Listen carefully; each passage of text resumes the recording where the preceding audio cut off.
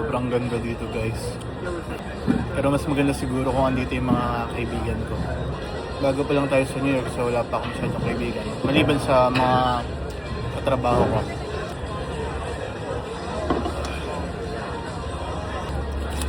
Sulit yung chicken tender nila. Kailangan nyo yun. Dati, lagi lang ako sa Luneta Park after school or kapag day off. Pero ngayon guys, ano nyo? Dito na tayo sa New York. Wala lang. So, sobrang na-amaze lang ako at saka sobrang grateful ko na nakarating ako dito. Yung akala ko dati na hindi posible palang mangyari. So, alam niyo yun guys, so kapag nangangarap kayo, wala talagang imposible. At libre rin naman mangarap. So, lahat talaga to dahil kay God. Guys, yun nyo guys, ang ganda.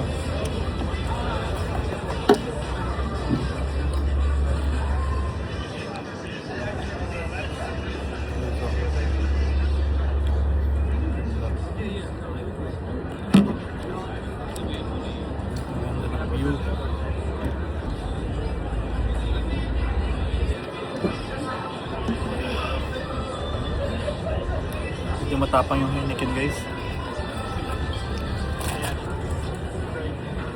Siguro ito na yung magiging favorite spot ko dito sa New York. So tingnan nyo, ang ganda. Lalo na mamaya madilim. Yung city light. Skyline ng Manhattan, makikita nyo.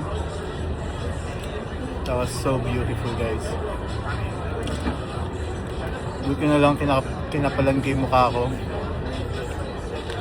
para mag-post lagi araw-araw kahit wala masyadong nanonood or kahit wala masyadong nagla-like, okay lang.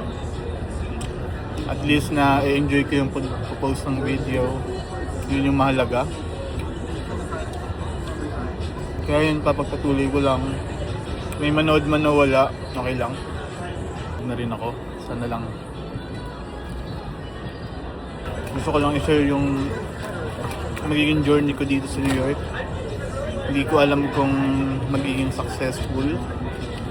Pero so far naman, okay naman. May time lang na nakakalungkot pero syempre kasama yun sa proseso. Kaya so lang talaga yung masasabi ko. Lahat talaga ng ito dahil kay God.